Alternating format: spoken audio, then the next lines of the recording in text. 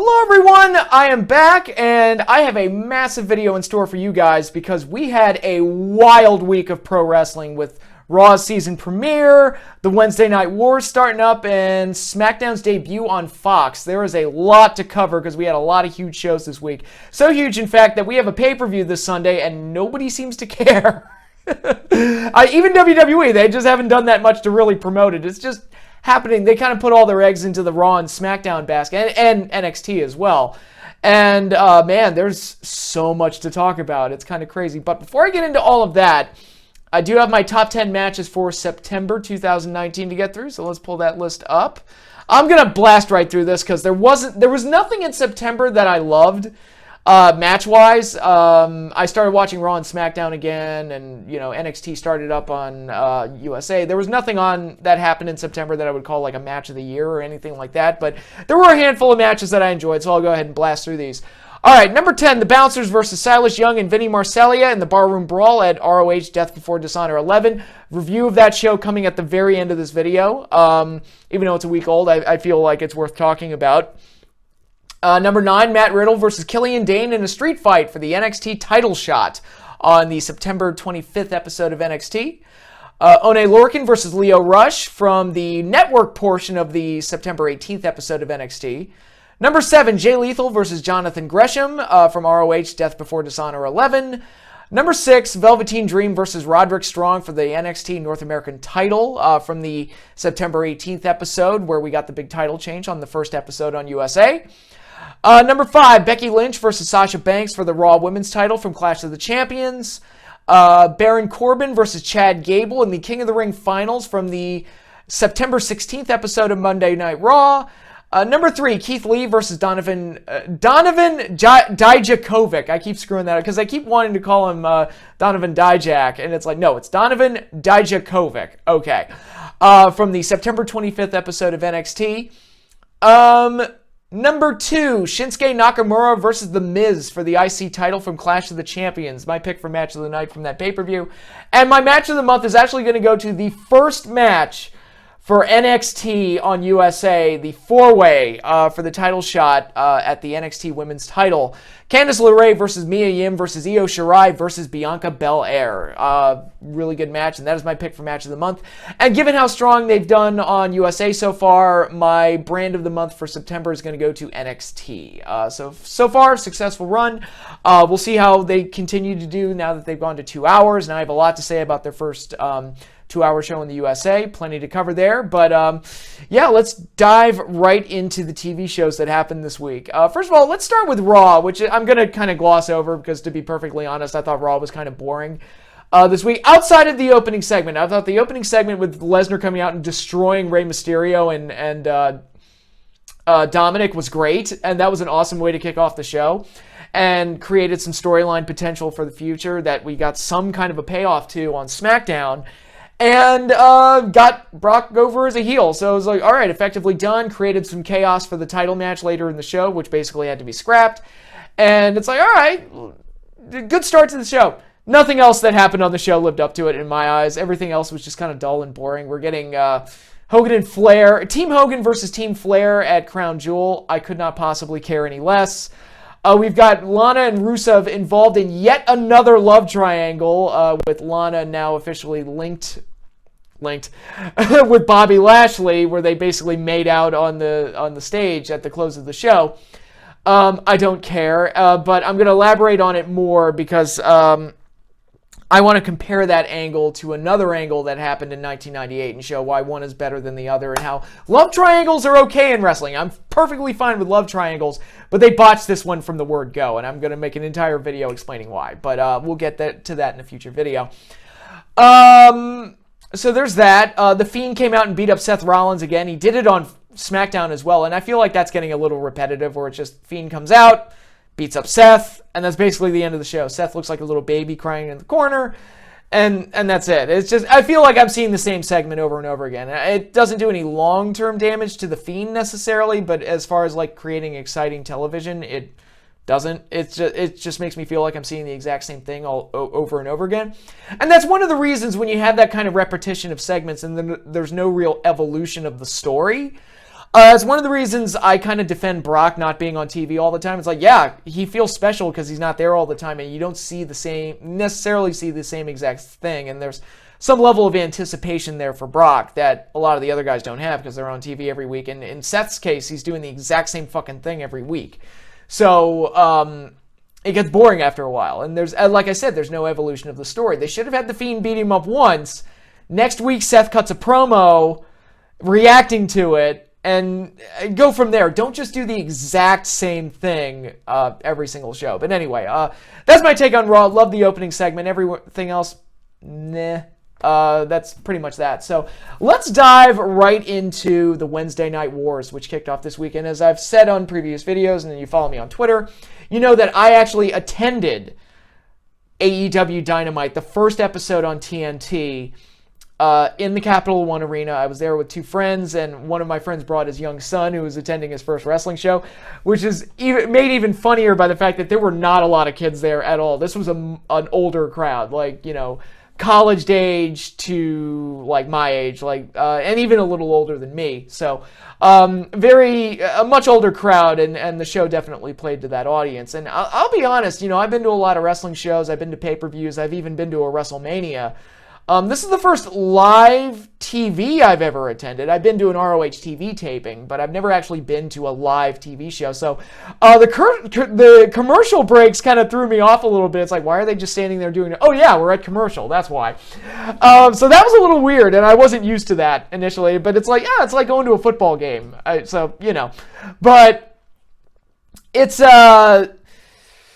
the crowd itself was so lively and so energetic. I'll go this far, probably the best wrestling crowd I've ever been with. And I was so happy to be a part of it. I thought AEW's first show was not flawless, but it was about as close to a home run as I could have expected them to hit on the first night. I thought the show was excellent and did everything they needed to do to get off on the right foot and get their stories in place and get their stars over and get things kicking towards Full Gear, which...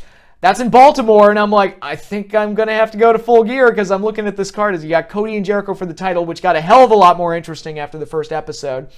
You got Kenny versus Moxley, which got a hell of a lot more interesting after the first episode. It's one of those things where it's like, damn, they lost it at All Out, which would have been big for All Out, and I think it really hurt that show not having that match, but it worked out in the long run because it made the first episode better. And now it's like, I get to go to the show where it happens, and it's like, oh my god, this thing's looking crazy.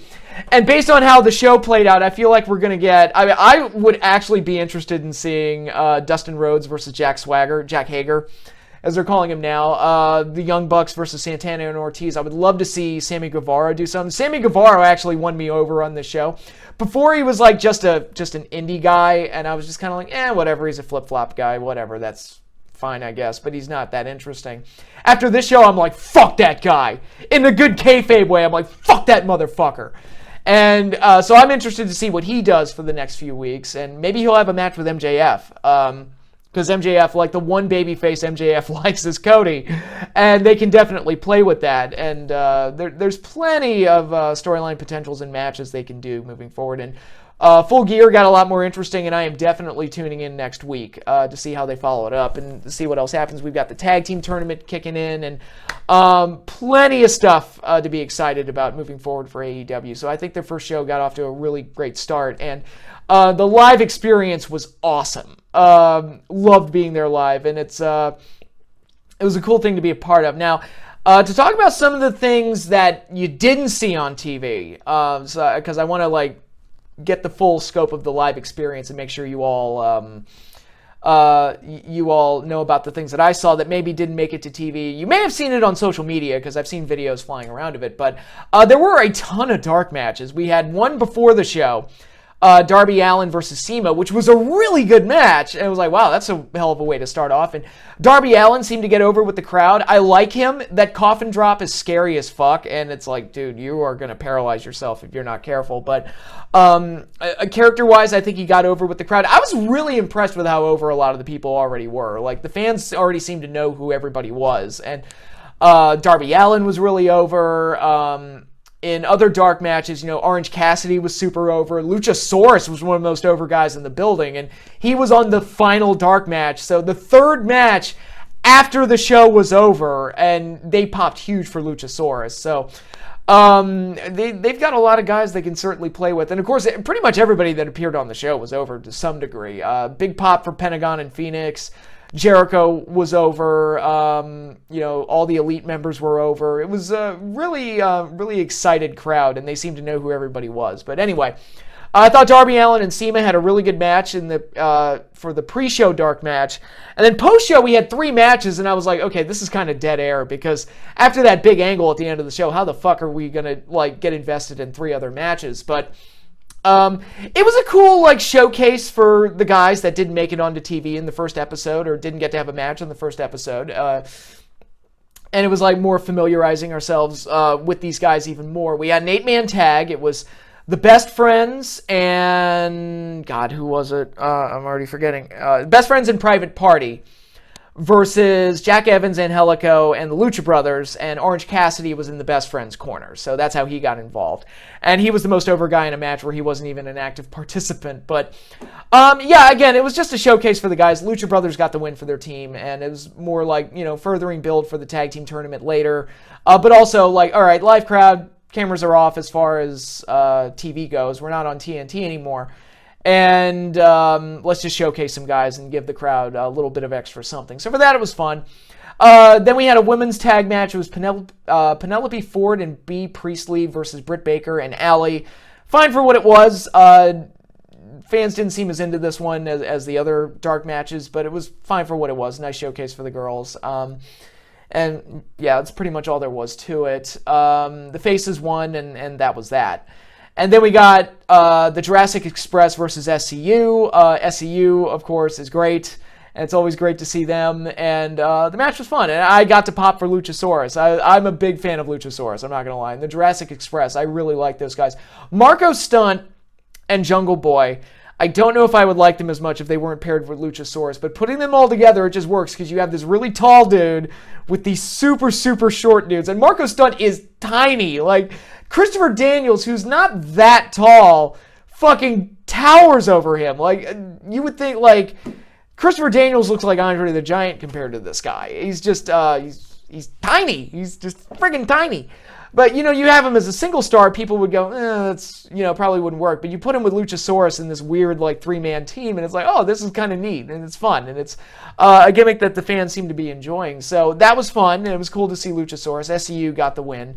And SCU also cut a promo thanking us and everything and saying, this is the start of something big. You were a part of history and blah, blah, blah, and basically played us out. So that was great. And not a lot of people left for the dark matches, which surprised me. You can see some people leaving, but it wasn't a mass exodus where everybody just walked out after the show was over. So that was good to see. And again, I think a lot of people wanted to see Luchasaurus. I think that was part of it. A lot of people just wanted to see Luchasaurus. It's is he going to be one of them? And Orange Cassidy. There were a lot of Orange Cassidy fans as well. So plenty to look forward to because there's a ton of guys. Everyone I just listed, that's, an 8-man tag, a 6-man tag, so that's 14 guys, 4 women, and then you have the 2, so 16 guys and 4 women that didn't even wrestle on the first episode, and they got some exposure and seemed to be over with the crowd. So that's a good sign of things, and hopefully that continues to be the thing moving forward.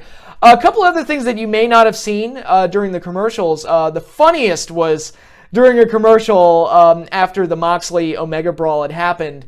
Somebody threw a hot dog into the ring, and Jericho, not missing a beat, grabs a microphone and says, "Hey, I got one question for you people. Who threw this wiener at me?" And that got over biggest laugh of the entire show. It is, again, one of the things, the live experience and watching at home are 2 completely different animals, because when you're live, you get to be a part of the energetic crowd and be a part of something, and you get to see things like that you wouldn't see on TV. Now, the benefit of watching on TV is that you get to hear the commentary. Well, I guess in WWE's case, that's probably a blessing, but, and I'll talk about, because I did go back and watch the television broadcast of it, and, but one other thing that I don't believe made the broadcast, I could be wrong, but there was a part of the Rio Nyla Rose title match where Nyla Rose had Rio in a submission hold, like an STF style hold. I think it was an STF. And it looked like Rio had passed out, and Nyla thought she won the title and then let go of the hold. It was one of the most exciting parts of the match, and I don't think it made it to air, which is interesting. But in any case, that was the live experience, which was absolutely terrific. The Capital One Arena is a great venue. I was there for SummerSlam. I was there for Battleground as well. So it's just amazing that a place where I've seen WWE pay-per-views is also, that's also where the Wizards play. I've seen the Wizards play there a lot. It's amazing to me how, I've seen WWE pay-per-views there, and now I'm seeing the first episode of another wrestling company show, and that's off the wall and crazy. So I guess now I'll talk about, go more into specifics of both NXT and AEW and compare the two shows, because now that I guess we're in this Wednesday Night Wars, it's going to be the talk of the town for wrestling for a while both shows are on the same night. Now, a lot has been said about the ratings. AEW won the ratings war. They won the demo, which is great news for them. I would call the debut a success if that's the case. Some people are trying to downplay it and say, oh, well, they only beat the WWE's C show. And it's like, well, yeah, but they still beat a WWE show. And I was legitimately worried that putting NXT up against them was going to bleed them dry a little bit. I'm like, no, it didn't seem to be the case. I was surprised. And AEW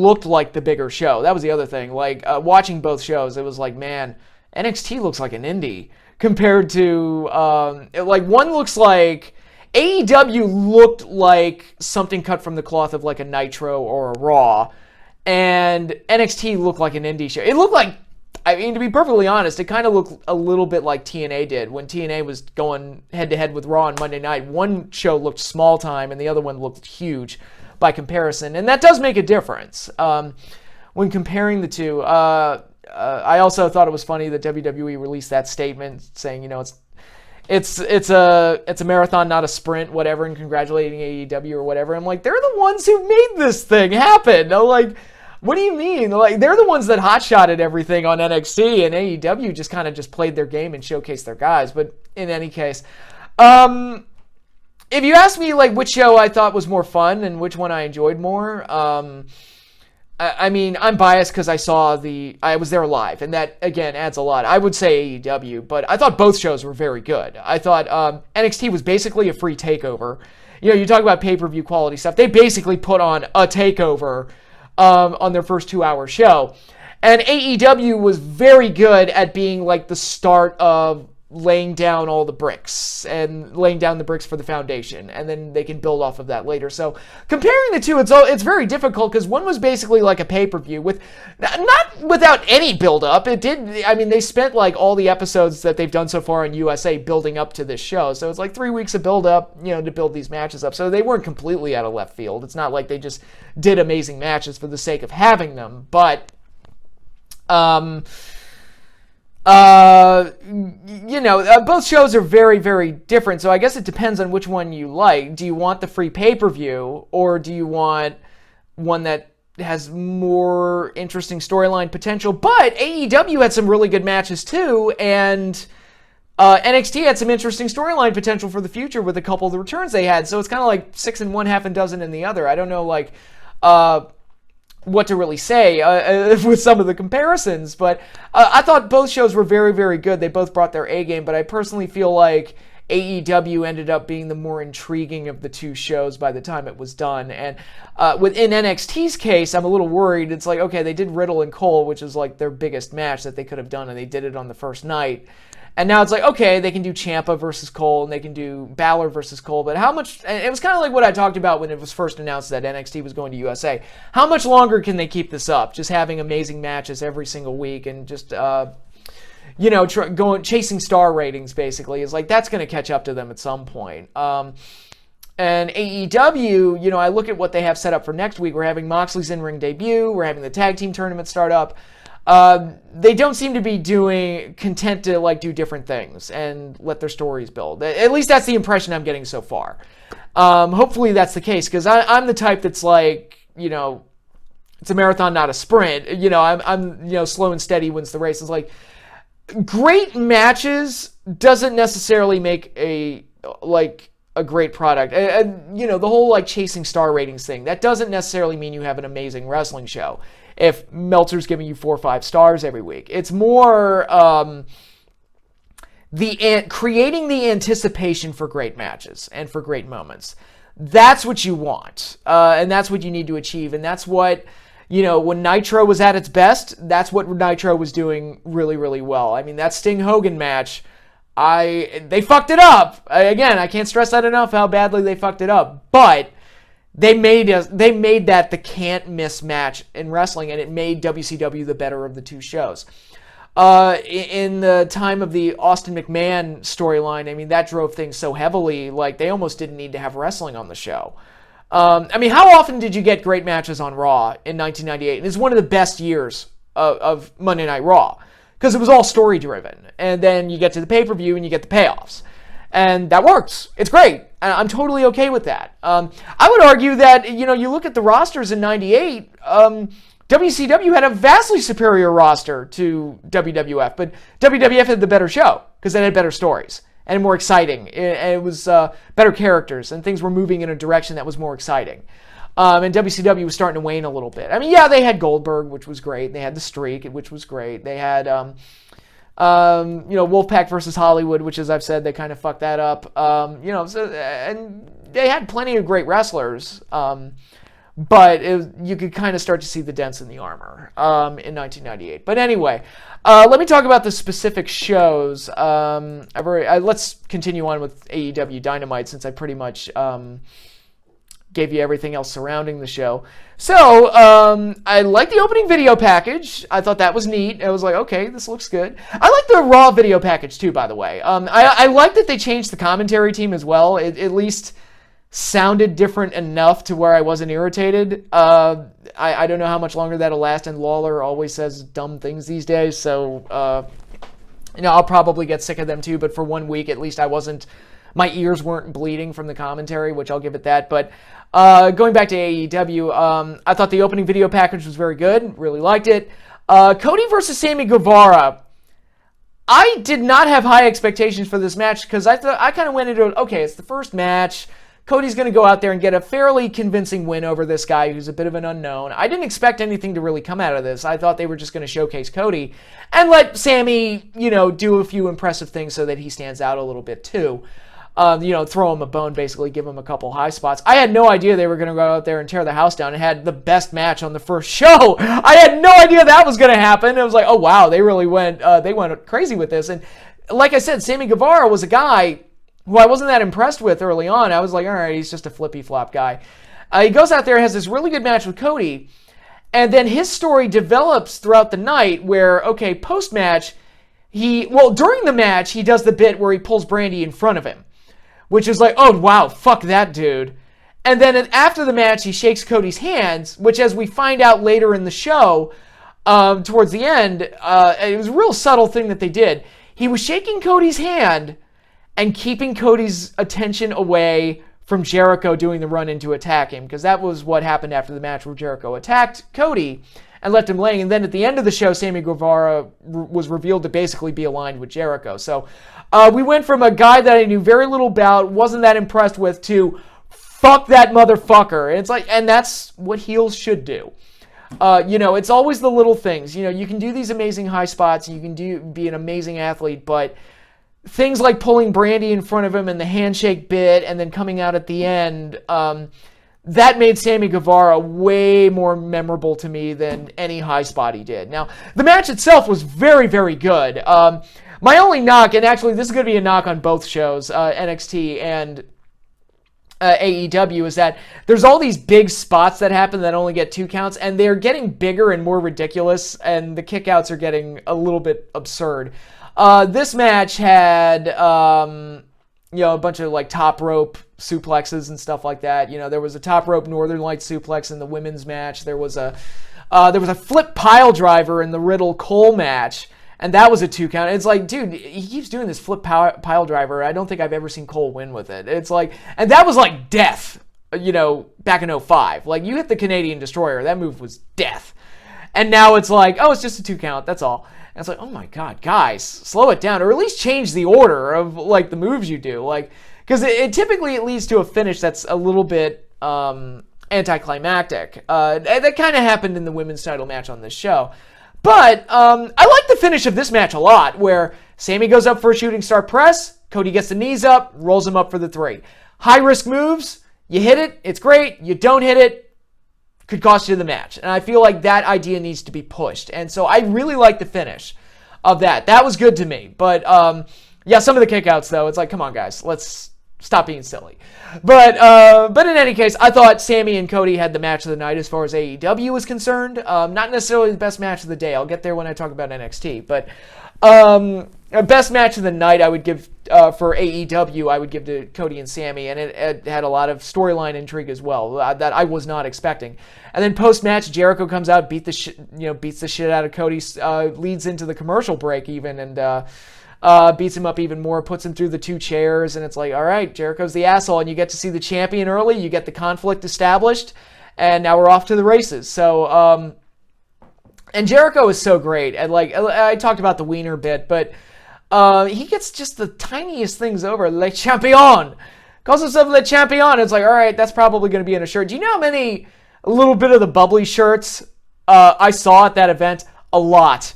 I'm willing to bet it's probably the highest selling shirt that AEW has right now. I can't confirm that, but just based on what I saw in DC, that's probably the highest selling one. But, yeah, I thought that whole segment was great. I thought the match was great. Very, very good start to the show.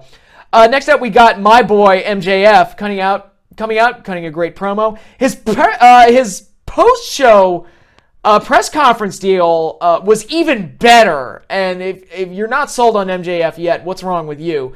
This guy is awesome. I mean, one of the most natural talkers I've seen in the last, 2 decades. Like, it's insane how good this guy is on just projecting his character. And again, it's like, does he have a lot of high spots? Maybe. I haven't seen him do that much, but he's the most interesting character of, the young crop of guys because he just listen to him. He's amazing. He goes out there with Brandon Cutler, who is boring as paste, unfortunately. And thank God this match did not go long. It was pretty much just a showcase for MJF. And I'm like, okay, great. They went out there, gave MJF a quick win, and made him look good. He got to cut a promo, which is his biggest skill. Have the guy talk whenever you have the guy around. And that was all golden. All great. Match wasn't much. Like I said, Brandon's kind of boring as hell, but they used the match to showcase MJF and give him a win. So to that end, I'm okay with that. I'm okay with squash matches. Squash matches are fine. I wish wrestling shows would do more of those. So I think after that, I have the results pulled up just to make sure I got the right order of things. But Okay, next up after this was the segment with Jay and Silent Bob, Kevin Smith and Jason Mewes, which was a little weird. I get that they're co-promoting the Jay and Silent Bob movie, which I'm a fan of Jay and Silent Bob. I have no desire to see that movie because it's like, guys, Clerks 2 should have been the end of it. Clerks 2 I thought was a pretty good ending, and now it's like, oh, this is just sad. But anyway, it was a weird cross-promotional thing. The live audience didn't quite hear everything that was going on. I didn't even see Private Party. I was just the whole thing was kind of a clusterfuck. So when I watched the broadcast, I was like, oh man, Private Party came out. That's cool. So again, it's building up the tag team tournament and getting as many guys on the show as they can. Without necessarily cramming them all into matches and trying to get character traits over, like Jack Evans being a dick to the celebrities. Bold move giving a live mic to Jason Mewes on live TV, by the way, because I met that dude once and he's a super nice dude, but every other word out of his mouth is fuck. He's like, oh man, it's like, hey man, I shook his hand, I was like, hey man, it's so great to see you doing well, man. It's like, oh thanks man, it's fucking great. You guys, I love all you fucking guys, you're fucking great. He's basically Jay, but super nice. That's Jason Mewes. He's a super nice version of the character that he plays. And every other word is fuck. So bold move giving him a live mic on live TV. But in any case, that was probably the weakest part of the show. But moving on from there, we got more tag team tournament build. We got a nice promo from SCU and a preview between them and the Lucha Brothers. Which was good to see. It was great to see Pentagon on the first episode. I love that dude to death. Anybody who followed my Lucha Underground reviews, I was like, dude, this guy's the star of Lucha Underground. It's great to see him on a major wrestling show on a major network. And I'm like, yeah. Pentagon's one of those guys of yeah, this guy's cool. He's one of the few guys that can't speak English, or like speak a little English. I think he can speak it a little bit, but he's not fluent, basically. He's one of the few guys where it really doesn't matter because everything he says sounds awesome. like Cero Miedo. Like, he just sounds great. And like, even if he's speaking Spanish, everything he says sounds incredible, even though I can't understand what he's saying and I need subtitles. So Pentagon was a good pickup for them, and I think the Lucha Brothers are a great tag team, and I can't wait to see the tag team division get started next week. That's going to be so much fun with the tournament and everything. We've got that to look forward to. I also like the White House bit that SCU did. They're hilarious. I think they're great. But I guess now I'll talk about, I haven't talked about it yet, but the commentary. JR sounds a little old, but he did fine. Excalibur did fine, but something about Tony, man. Hearing Tony Schiavone's voice on TNT again, and I'm not the first person to say this, but a lot of people were like, dude, it feels like, in a good way, it feels like we've gone back. It really does feel like we've gone back. And it's so great to see people marking out for Schiavone again, because I remember back in the days of the internet when I first got on in like 97, 98, like Schiavone was the one that got crapped on as far as commentators go. Everybody loved JR, and we all love JR. And JR and King were considered the best commentary team. It's like, you know what? I'm not going to fight that because they're great. And everybody loved Mike Tenay because he was the... like the expert that knew everything, and everyone loves Bobby Heenan, but Schiavone was the one that seemed to get a lot of crap, largely for this is the greatest night in the history of our sport and everything like that. But it's a Tonyism. Like, JR has Slobber Knocker, and that's a JRism, and, Gorilla had a ton of them, like the electricity's so thick you could cut it with a knife.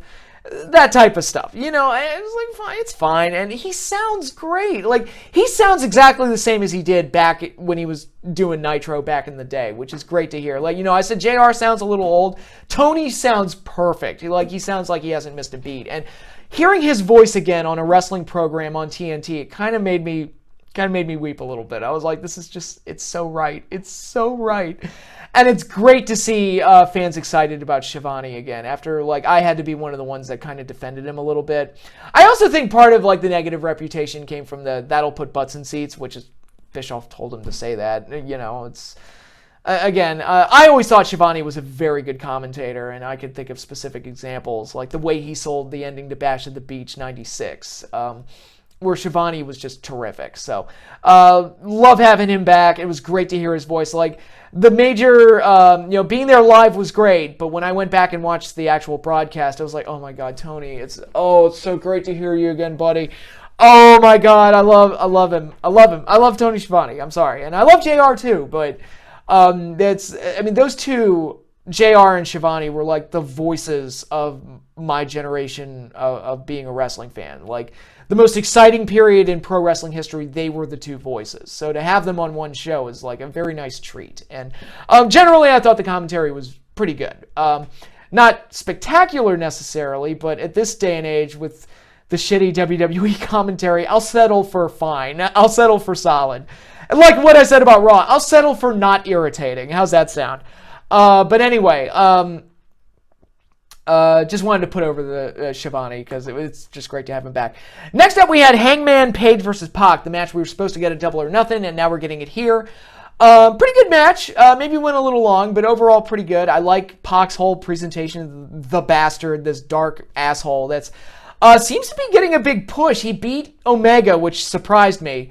And then he beat Hangman Page, who was just recently in the title match at the pay-per-view. So I was like, ooh, is Pac getting set for like a big push or something? Because those are some pretty big wins, and they've said that they want wins and losses to matter. And Hangman Page kind of slumping a little bit, and Omega kind of slumping a little bit. So I wonder like how that's going to play out. I mean, I know that the end game here is Omega and Jericho, clearly, but Omega Jericho 3, where Omega wins the title, I would assume, but it'll be interesting to see how they get there now that Omega's kind of on a losing streak and Hangman's now on kind of a losing streak. So this will be the point where we start seeing where wins and losses start to really affect things. So, I thought the match was pretty good. I thought the Black Arrow looked sick, and the Brutalizer is a nice, using the Black Arrow to set up his submission is like a nice, like, wow, this guy's an asshole. Like, this guy just wants to hurt people. And overall, I thought the match was pretty good.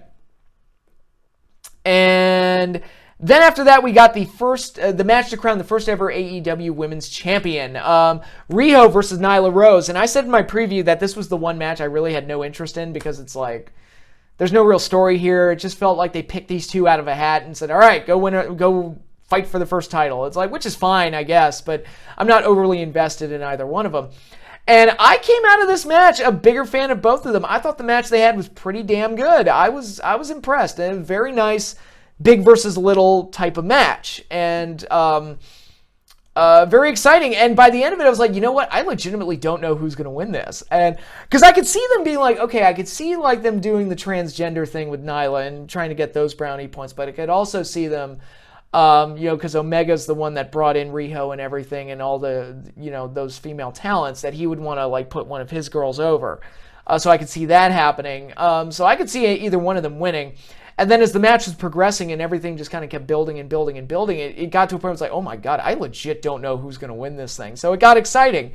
There was the botch where Riho tried to like backdrop Nyla and she just kind of fell over because she couldn't hold her up. And it's like, well, yeah, she is like literally twice your size, but anyway, Riho got the win, which was cool to see. And then we got Nakazawa coming out to congratulate her. And then Nyla turns heel basically and beats the crap out of Riho and Nakazawa. She almost dropped him on his head on that powerbomb. I was like, oh God, please get him up. And she got him up, slammed him. Was like, okay, good. And then Omega came out to help Riho, which is all right. A little cross-pollination there with the storylines because Omega has an invested interest in Riho. That was made clear because Omega's the one that brought her in. And now the women's division has another heel and like a definitive heel in Nyla, and we'll be able to see where it goes from here. So overall, I thought the match was kind of the surprise hit of the show. I was like, all right, that was pretty good. I enjoyed that. Pretty good stuff. So another thumbs up from me. And then from there, was there anything? I don't think there was anything. All right, I think we just went right into the main event. Yeah, we just went right into the main event. Okay, so then we have the six-man tag main event. The Elite versus Chris Jericho, Santana, and Ortiz. It was announced the night before on the Countdown special that Santana and Ortiz would be Jericho's partners. And I was kind of like, that's not... Because it's like, all right, two mystery partners. You're thinking, all right, what big surprises did they get? And it's Santana and Ortiz. And, well, I already knew they were there. And it's like, So it's kind of good that they announced them the night before. So it's like, I think if they had brought them out on the night of, people probably would have gotten disappointed. But, not really a huge surprise. But even so, I was like, okay, we haven't seen Moxley yet. He's got to come out during this match because we know he's got the thing with Kenny Omega. And I'm going to... one slight criticism. Moxley interfering and attacking Omega should have been a DQ. I'm not the first one to point this out. And if AEW wants to be the company that sticks to the rules and be more sports-based, they have to stick to their rules. Now, the excuse I'm hearing is that Omega wasn't the legal man, so that's how Moxley was able to get away with it. I'm like, okay, that's a little flimsy, even so. So that's one of those things, okay, release a rule book. If that's the rule, that you can attack the partners that aren't legal, okay, you need to document that shit and make sure it's clear to everybody. And follow it from now on, too. But criticism aside, I thought the brawl between Moxley and Omega was awesome. And, the slam through the glass table and everything was a great, highlight spot for the show. And, again, adds a little bit more heat to their match coming up at Full Gear.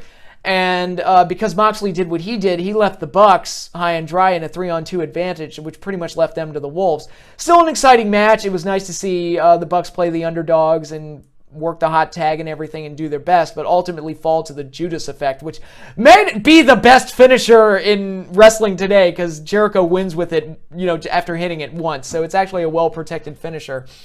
The heels get the win, and that is where all hell breaks loose because then we get Cody running out to get after Jericho. Then Sammy Guevara comes out. Then Dustin comes out.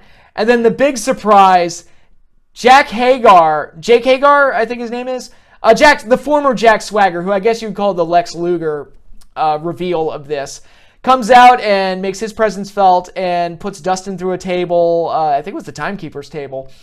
And now it's like, oh God, has Jericho formed a stable? Because you've got Sammy, you've got Ortiz and Santana. You've got Hagar, and now you've got Jericho leading the pack. It's like, oh my God, what did we just witness the creation of a stable? Certainly feels that way.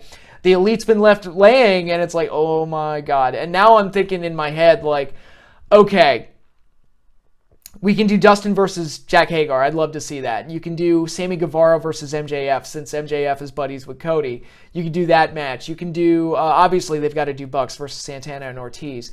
They've got to do, I'm thinking, if this stable continues moving forward, who, by the way, Jack Hagar, I've never been the biggest fan of that guy, but he looked great, and he got over like Rover instantly, so maybe AEW is going to be a good fit for him, but I feel like this situation calls for kind of a 10-man tag. You get Jericho, Sammy, Ortiz, Santana, Hagar, and then you get Cody, Dustin, the Bucks, who's the fifth man. And I'm thinking, okay, obvious selections right off the bat. You get Hangman, who's buddies with the Elite, obviously. You can get MJF, who's buddies with Cody, or Brandon Cutler, who's buddies with the Buck. The Bucks wouldn't be my first pick, but, they have that potential there. I'm thinking, let's say they do a War Games match or something similar to War Games or a Survivor Series style match or something like that. 10-man tag. Could this be the opening for Marty Scurll to come to AEW? Because he's going there. It's obvious that he's going to go there. I almost feel like he has to. The minute his contract's up with ROH, they've got a spot waiting for him. I know they do, because it's like you got to have Marty in there with the rest of the Elite. So that, I'm just throwing that out there. That could be a nice little way to debut Marty, because how else do you fight a bunch of villains than with the villain? I'm just saying. But anyway, I thought AEW was a great show. Top to bottom, most of my criticisms are minimal. And I'm very excited to see how everything plays out. I'm sorry, computer's acting up. I'm very excited to see how things play out moving forward. I think I've already said that as far as the Wednesday Night Wars goes, for the time being, I'm going to be watching AEW live, and then I'll watch NXT later.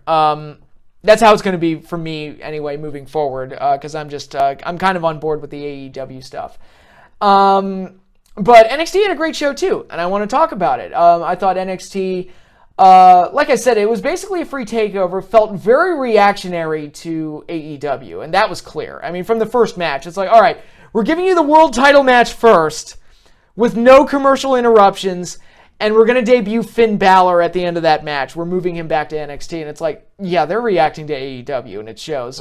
I didn't get that sense from AEW, that it felt like they were just kind of playing their game.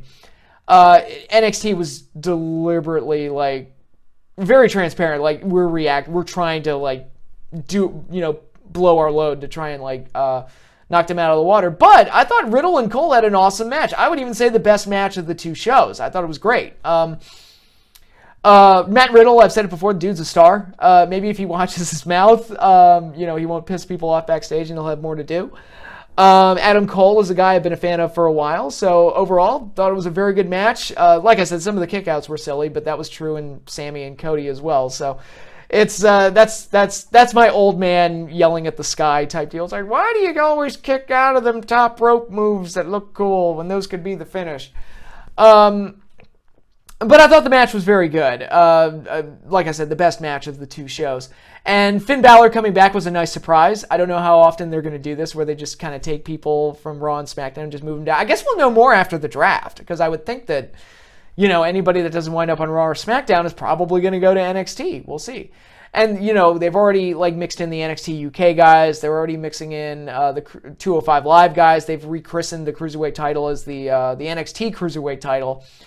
So they've got a lot of bodies to play with. We'll say that, and we'll see how everything goes from there. But I thought Cole and Riddle was the best match on the show, on a show that was basically nothing but matches, almost entirely. Now, I mean, Velveteen Dream had a promo that was fine and was good to see.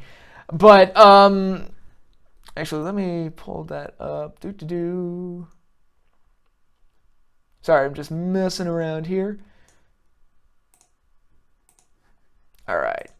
Okay, so yeah, we got the promo from Velveteen Dream. Then we got, what was the next match? Was it Io Shirai versus Mia Yim? I believe it was. Again, let's double check. Yeah. Okay. All right, cool. All right, so we had Io Shirai versus Mia Yim. This match went way too long. It's kind of like how I felt about the MJF Brandon Cutler match. Is like, dude, if this match goes over 5 minutes, you're overstaying your welcome. This match went like 15. And it's like, oh, God, come on. And part of the problem is that Mia Yim is just not interesting. She's just not. I'm sorry. And it's like, look, just showcase Io. Let her continue to, develop in this new heel persona that she's got going. And just go from there. This didn't need to be a long competitive match. It was just going, you could have wrapped this up in a hot 5 and it would have been fine. And you could have given time to something else. Probably more promos or something. But anyway, Io got the win, which was the right call, but the match itself didn't interest me that much. Then we got Johnny Gargano versus Shane Thorne, which is probably closer to what I would have wanted out of the previous match. Basically, this was a showcase match for Johnny. Basically, what I thought the Cody-Sammy Guevara match was going to be. It's like they had the star, who's Johnny, and then they have the kind of the up-and-comer, who's Shane Thorne. And basically, this match was a showcase for Gargano, and making him look good and giving him a win and everything, while also kind of throwing a bone to Shane Thorne to kind of let him hit a couple spots to help him get over. So it was a very basic match just to give Gargano a win, which is fine. And it was perfect. Again, it's exactly what I thought Cody versus Guevara was going to be. Not a whole lot of storyline potential or anything like that, but a nice showcase for Gargano. And to that end, I thought the match was effective and did what it needed to do. Then we got the NXT Women's title match, Candice LeRae versus Shayna Baszler. I thought the match was pretty good. Candice continues to get better and better and proving that she's one of the top girls in the division. The finish kind of left me feeling flat because it's like, oh, Shayna won again. God. Because I'm so bored with her. I'm just like really bored. She's like the heel version of Kofi Kingston where it's like, she's beat everybody, and now at this point, I'm just like, I just kind of want you to lose the belt so I can get invested in the women's division again, because right now you're just kind of killing it for me. But, yeah, the match was really good. I thought again, Candice put on a very strong performance, and I thought overall it went really well, but it's just the finish kind of left me going, like, okay. But, again, really good match. I don't want to sound like I'm crapping on it. I thought the match was really good. Then we got Pete Dunne versus Danny Burch, which again, kind of like the Gargano Thorne match, I thought this was a nice showcase for Pete Dunne. Pete Dunne has a habit of his matches going longer than they need to. I think I've said that a couple of times, but this was not the case. I thought it was nice, to the point, give him a good win, let Danny hit a couple of spots to help him stand out a little bit, but overall, let's just give Pete Dunne a dominating, not an entirely dominating, but more in control win. Basic match for him, showcased him well, thought it was good for that. And then Damian Priest attacked him post-match. I was like, all right, so we have that feud to look forward to. Damian Priest, the former Punishment Martinez, and he's finally seemed to be doing something. We'll see how that feud develops in the coming weeks. So it's like, all right, we have that to look forward to. That's nice to see.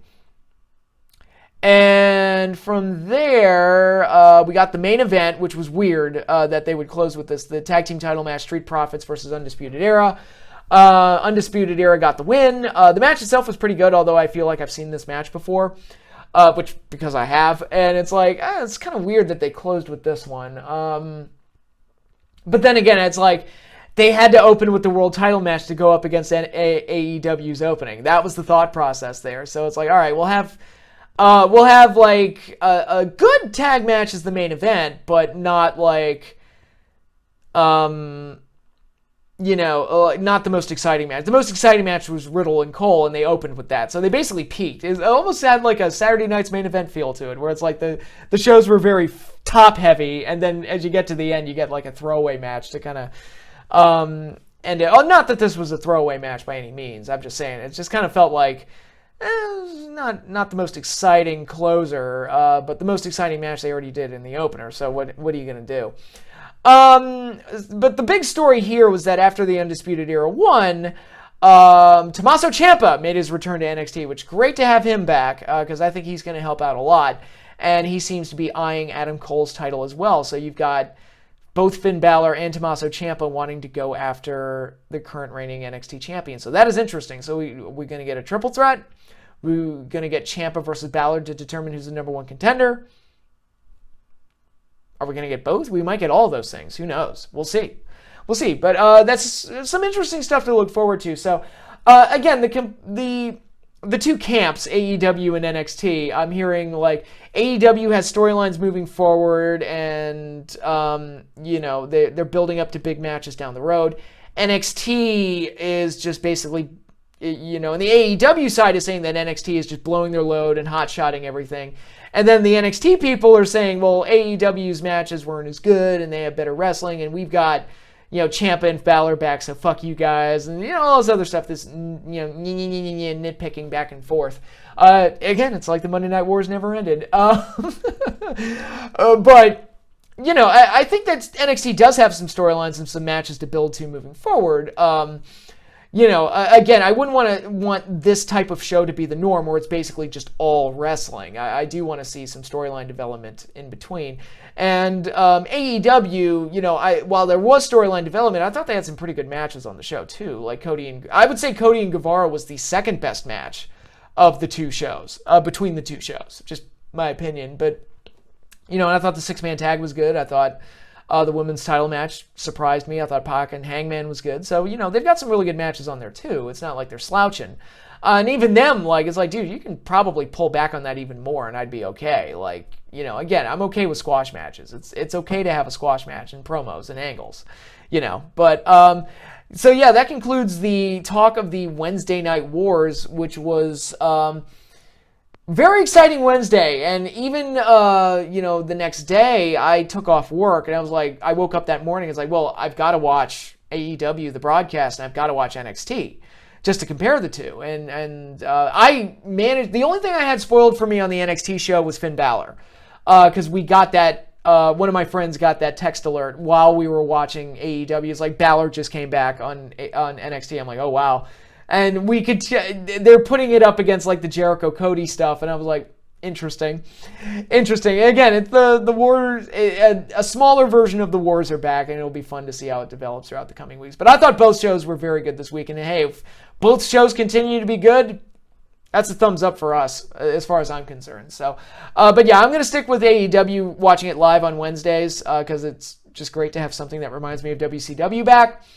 And but I am going to be keeping up with both shows. Raw, I'm not so sure. We'll see how tomorrow night goes. SmackDown, I'm a little intrigued with. And I'm going to talk about Friday Night SmackDown right now.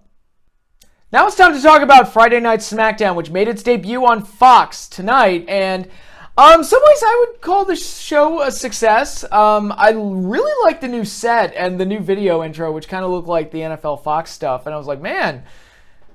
SmackDown's looking a lot more like the A show than Raw does, and Raw got a somewhat of a a facelift too. But it's like, I don't know, SmackDown kind of looks like the better show now, production wise. They didn't change too much other than the set and the intro and the music and everything. Maybe it's the music because more my taste. But yeah, I was wondering if how much they were gonna change like the backstage stuff. And they didn't really do that, but again, it's still a work in progress. We'll see how all that goes. There were some things on the show I liked, some stuff I really didn't like. We started off kind of hot with The Rock. We're basically just doing a song and dance in his whole routine with Becky Lynch and Baron Corbin being the butt of all the jokes. The STD chant, which, yeah, that feels like something out of the Attitude Era. Making a comment about 35-year-old virgins at Comic-Con. It's like, man, he's going to get in trouble for that because nerds don't like to be made fun of. And, you say anything bad about them, they go nuts on Twitter. So if it hasn't happened already, I'm sure some people are going to lose their minds over that. But overall, I thought the segment was fun just for showcasing The Rock. And Becky Lynch getting some of that rock dust, I guess, in the process. So that was fun.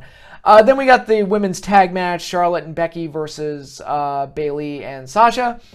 Match was it was fine. It was good, but it's just the type of thing that you expect to see out of a TV tag match in the WWE. All 4 girls looked good in the process. Charlotte got the win, which I believe set up the women's title match for the Hell in a Cell pay-per-view, which they really need matches for that show, because last time I checked, there were only four matches set for this thing. But overall, tag match was solid. Not much else to say other than that, though. Moving right along from there, we had the Seth Rollins segment, which is basically the same segment that we've seen on Raw. He'll be in the ring. Firefly Funhouse promo comes up. Bray Wyatt puts on a puppet show, and then he comes out later and beats out Seth. Instead of doing it at the end of the show, The Fiend beat him up during his match with Nakamura, which took place a few minutes later. So, wash, rinse, and repeat. Same thing that you've been seeing out of The Fiend and Seth Rollins so far in this build-up. Not much else to say there. Then we got the ladder match between Kevin Owens and Shane McMahon. I thought this was good. I thought this was a nice, fun match. Probably the spotlight match of this episode. Shane McMahon, still crazy son of a bitch. Both men's jobs were on the line. So you got some crazy spots involved. And Kevin Owens got the win, concluding his rivalry with Shane McMahon and hopefully moving on to bigger and better things in the process. But overall, I thought the match was good, fun, and the best match from this debut edition of Friday Night Smackdown on Fox. All right, and then we got this weird one. I went to the fridge real quick to go get a beer while Braun Strowman was entering, and I came back and people were already fighting, so I had no idea who was actually in the match or what the match was. It was an 8-man tag, Strowman, The Miz, and Heavy Machinery versus Ziggler, Bobby Roode, Randy Orton, and AJ Styles. Okay, fine. The faces won, but the real story was during the match and post-match where Tyson Fury, who I actually don't know who that is, but apparently he's a boxer with some notoriety, and he got into it with Braun Strowman, which sets up somewhat of a WrestleMania match that I'm sure, it's the type of, outsider versus wrestler match that Vince would love. And I kind of intrigued by those things too. I think they can be really fun and add a little bit of a different flavor. So I'm not against celebrity matches. I never have been. So it's that could be fun if they do it right. So, and I thought the post-match angle was solid enough to set up. The match was sloppy as hell because I had no idea what was going on, but that's whatever. Then we had Roman Reigns versus Rowan in a lumberjack match. I did not enjoy this. Luke Harper, I talked about the non-DQ call in the AEW show. Here we had a bit where Luke Harper came in and interfered, which completely negates the whole point of having lumberjacks, because they're supposed to, keep the two guys in the ring is what they're supposed to do. So nobody should be able to, unless it's one of the lumberjacks doing it, nobody coming from beyond the boundary of the scope of the match should be able to interfere. Luke Harper did not get Rowan DQ'd somehow because Corey Graves said on commentary, which, by the way, hearing Michael Cole and Corey Graves on commentary, was not great, but whatever. Anyway, where was I going with? Oh, yeah, so Luke Harper attacked Roman Reigns. I was all right, so Roman wins by DQ, and then Corey's no, there are no DQs in a lumberjack match. I'm since when? When has that been a rule? I didn't know that. Jesus. The Hacksaw Jim Duggan's Shawn Michaels lumberjack match from Raw in '93 that I've referenced a couple of times in recent videos. That match ended in a DQ. When did that rule come into play? But anyway, I'm not a big fan of lumberjack matches anyway, and this was just kind of a sloppy mess. You had Daniel Bryan on commentary, which helped, but other than that, this just kind of felt like hot-shotting because Roman got the win. I just realized how hard it is to say Roman versus Rowan. That's just weird. But anyway, Roman got the win, which kind of undoes the heat on the heels and takes away from the pay-per-view match coming up. So this this didn't work for me, especially since Rowan had been on kind of a winning streak, and it's this feels like a weak way to kind of pay it off. But whatever, it is what it is. So then at this point I noticed that, man, there's not a lot of time left in the show. I don't think the title match is going to be very long, guys. And and I've said it before, I got to a point with Kofi's title reign where I was like, dude, I am so bored with this reign. Please just end it as quickly as possible. And apparently somebody in WWE heard my pleas, because literally the bell rang, Kofi jumped up at him, got caught, F5, 1, 2, 3, and that was it. And I'm sure people are complaining up and down about that. Like I said, I was not a fan of the Kofi Kingston title reign, so I wasn't that invested in Kofi as champion.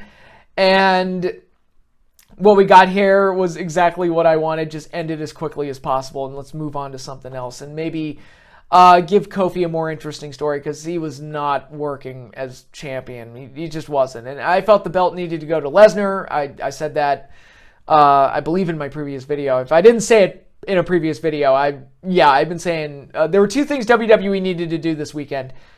Lesnar needs to win the title from Kofi, and The Fiend needs to win the title from Seth Rollins. They've done one of those things.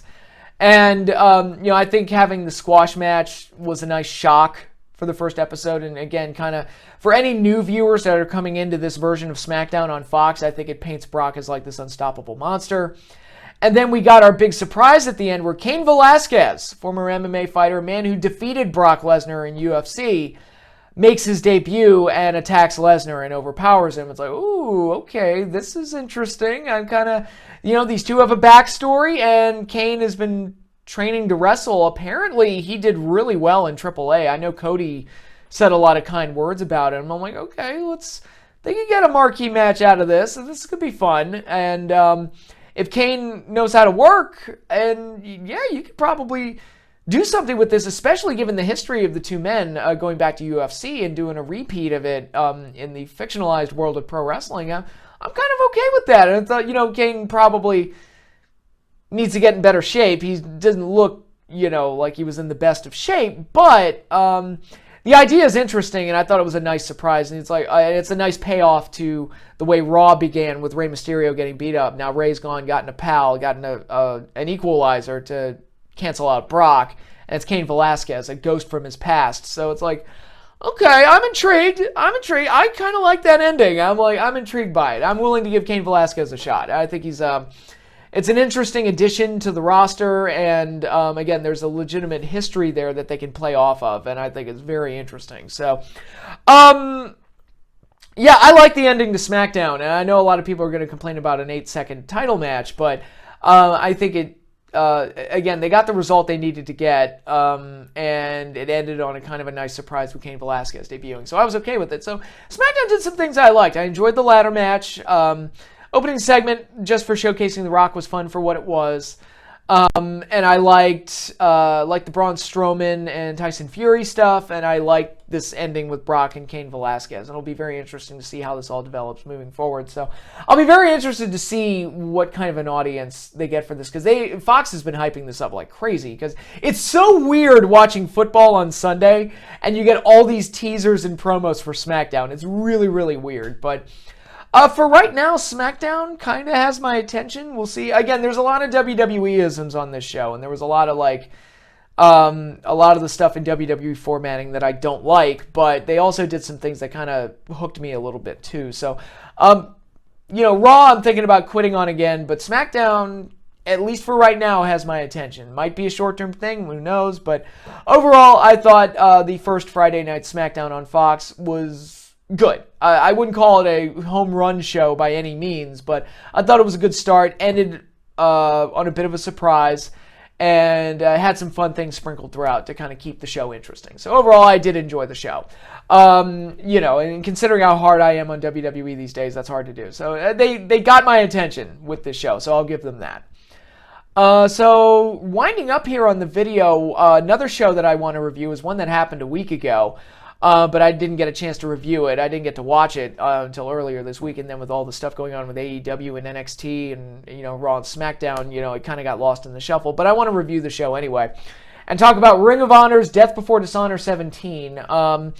Ring of Honor has been in a very unfortunate downward spiral. You could say it started when the Elite left to go form AEW, and I think that's a huge part of it. And one thing that ROH has done very, very well over their entire history is whenever they lose a guy, they're typically very good at being able to keep on trucking and replace those people. Might not be right away, but they typically have guys waiting in the wings that they can build up and use to take those spots. I think back to when Punk left, and when Samoa Joe left, and when Brian Danielson left, and all those guys. they've always managed to find new guys to take their places. And they've never felt like that they were stuck whenever somebody left. But losing the Elite, man, that may have been too much because they have been slowly sinking ever since Cody and the Bucks left. And really, to be perfectly honest, the Elite, Cody, the Bucks, and Omega as well, they were the ones that sold out Madison Square Garden, even though none of them ended up being on the show. But those tickets went on sale while those guys were still a possibility to be on the show. And I believe in my heart that they're the ones that sold out Madison Square Garden, and they deserve the credit for that, even though they ended up not being on the show. And they did that big show in MSG, big crowd, biggest crowd in Ring of Honor history, and it looked like, okay, maybe they're going to be okay. And ever since then, man, it has just been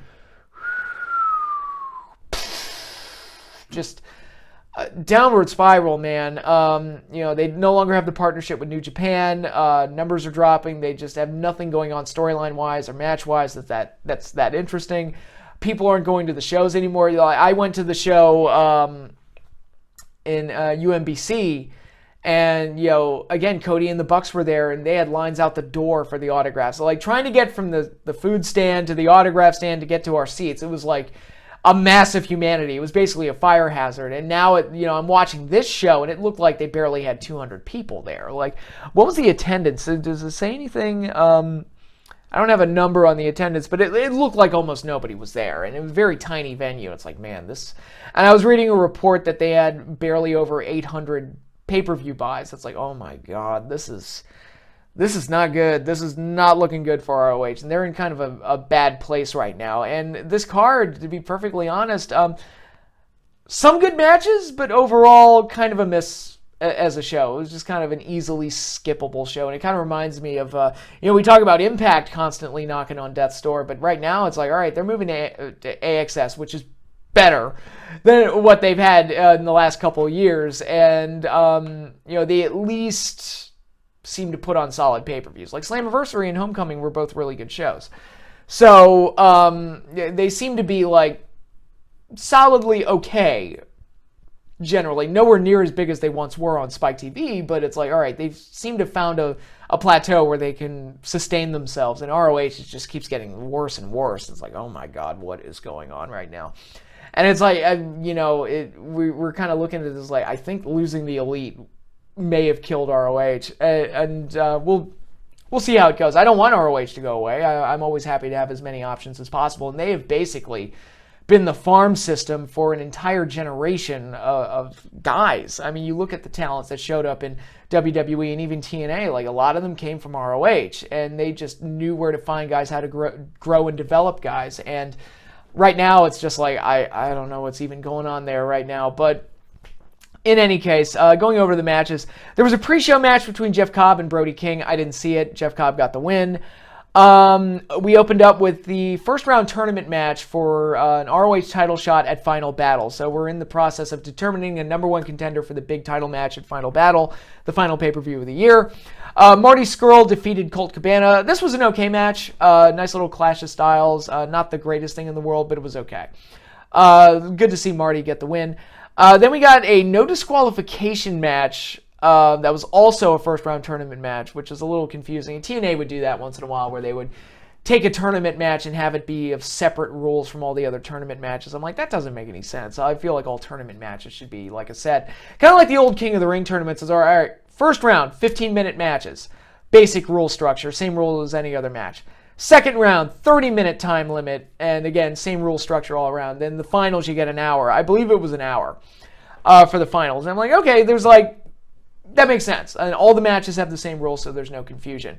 And when you start making some matches no DQ and other matches not, it kind of muddies the water a little bit. And again, TNA used to do stuff like that. It would drive me crazy. But PCO versus Kenny King. The match itself was a little sloppy in points, had some fun moments, but it was also a little messy. I love PCO. I think he's great. I was surprised to see him get the win. So that was a nice surprise at least. But the match itself, I was kind of, it was all right. At best. Then we got the match for the Women of Honor Championship. Angelina Love defeating the champion, Kelly Klein. This started off okay. Angelina Love took some nice bumps. But then it just kind of devolved into kind of a mess and kind of the stuff that we've been seeing out of the Allure lately, where it's like, not really feeling it. We got an appearance. What's her name? Maria Maniac or something like that. And that's okay, I guess. But the match itself wasn't great. And I'm sorry to, once again, Kelly Klein loses the title without getting to do anything that great with it. But at least she got a lengthier reign this time around. So there's that. Next up, we had the match of the night. Johnathan Gresham defeating Jay Lethal. A nice little play off their story and now recent breakup. And Johnathan Gresham finally getting his win over Jay Lethal. So we'll see what happens with him moving forward. So overall, nice story. Pretty good match. Good stuff. Easily the best thing on the show because it was the least complicated thing on the show. But I enjoyed the next match too. The Bouncers, the Beer City Bruiser and Brawler Malonis versus Vinny, Marseglia, and Silas Young in a what would be a normal kind of garbage hardcore match, but they did a few interesting things like using darts and throwing darts at each other. Like, okay, I've never seen that before. That's new. But goddamn, again, on the list of things that you can never pay me enough money to do in wrestling, having somebody throw darts at me is like, yeah, that's another one of those things I wouldn't do no matter how much you paid me. But it was a fun, hardcore match. The Bouncers got the win. Good, solid stuff. Just a fun and enjoyable match with some violent stuff in it. Then we got Shane Taylor successfully defending the ROH TV title in a Four Corners match against Flip Gordon, Tracy Williams, and Dragon Lee. Dragon Lee was a last-minute addition. Didn't really add all that much to the match. I thought the match itself was kind of a, one of those typical four-corner multi-man matches, just a bunch of spots, and then we get a finish, and that was it. Nobody really stood out that much. Shane Taylor retained, and that was it. It was just kind of something, it was kind of a filler match, and that was it.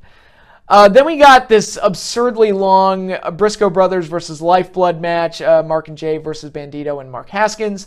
The Briscoes can have really good matches, but I think they're at a point now where they've gone heel and face so many times. I didn't even know. It's like, wait, are they heels? Are they still heels or are they face again? I didn't even know going into this match. Tells you how closely I've been paying attention to Ring of Honor storylines lately, but...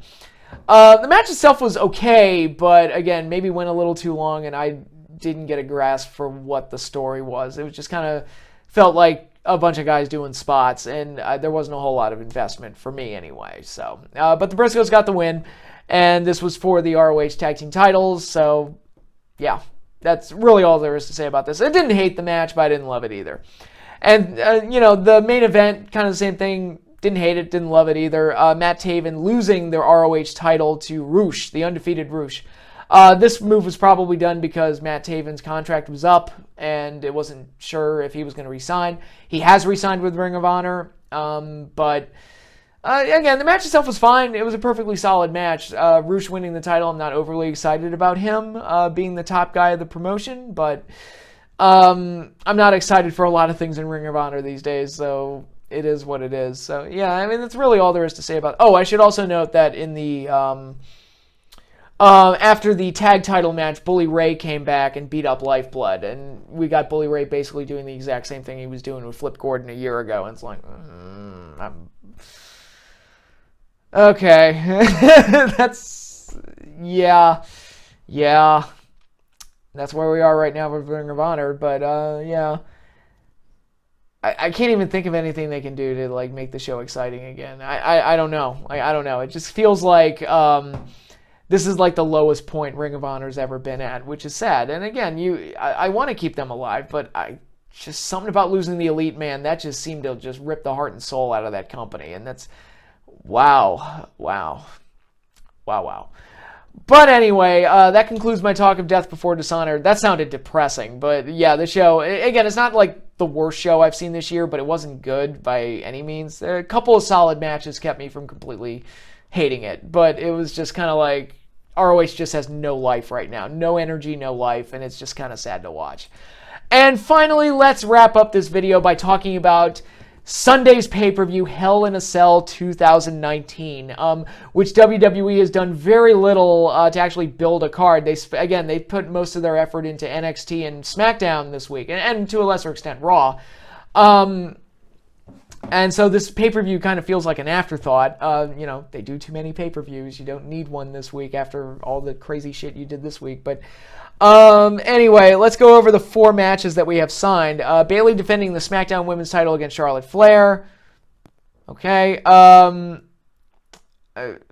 I don't care, but no knock on either girl. I just don't. I feel like I've seen this match enough. And then we got Daniel Bryan and Roman Reigns versus Eric Rowan and Luke Harper. Like I said, doing the Rowan match on SmackDown and having Roman go over kind of killed the intrigue for this match because it feels like Roman already beat the guy that tried to attack him and, you know, tried to kill him. So it's like, I mean, what else is left? I guess Daniel Bryan can get some measure of revenge, but overall it just kind of feels like, whatever. I would have Rowan and Harper go over here, actually, just because they seem to be, I mean, for all intents and purposes, they're basically the top heels while Lesnar's not around.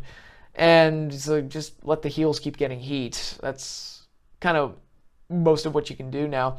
And then we have 2 Hell in a Cell matches. One for the Raw Women's title, Becky Lynch versus Sasha Banks. I'm going to pick Sasha to win the title here. She'll win the title, maybe be the champion on Raw, and Becky will probably wind up on SmackDown. We'll know more when the draft happens next week, because it feels like Fox wants everybody that's like a reasonably big name over on SmackDown. But because, you know, the video package has, you know, Bray Wyatt in it. They've got Lesnar. Lesnar's going to be a SmackDown guy, clear as day. You know, Roman was on the show. Becky Lynch is all over promotion for this show. It just feels like Fox wants like everybody that matters. And, you don't want Raw to be left with nothing, but we'll see how it all goes. But yeah, I'm thinking maybe Sasha will win the Raw Women's title, and then Becky will probably move over to SmackDown. We'll see. And then the Hell in a Cell match for the Universal title, Seth Rollins defending against the Fiend Bray Wyatt. I've said it before.